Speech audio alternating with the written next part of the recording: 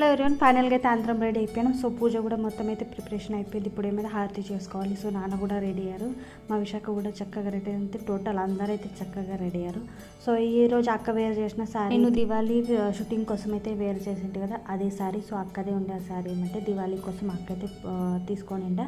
So అందరం అయితే ఒక్కొక్కరు కలిసి అయితే మంచిగా అమ్మవారు అయితే పూజ చేసుకున్నాం ఫ్రెండ్స్. అండ్ ఇక్కడ ఏమంటే మా పూజ గదిలో కూడా మంచిగా చక్కగా ఇట్లా రంగులు అయితే వేసేసాను.